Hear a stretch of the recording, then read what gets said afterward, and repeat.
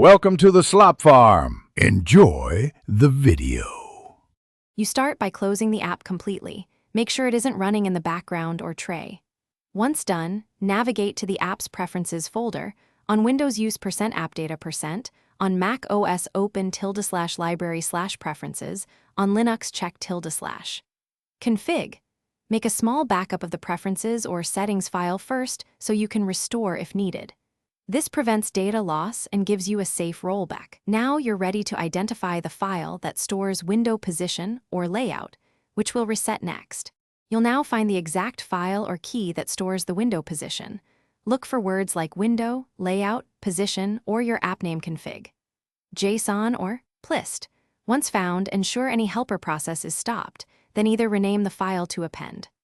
Old or delete the position entries. If it's a JSON or plist, edit the coordinates to 0, 0, or remove the x/y/width/height keys so the app falls back to defaults. Make sure to save and keep your backup copy in case you need to revert. You can now restart the app. It should open centered or at the system default location. If it still appears off-screen, use your OS window move shortcut.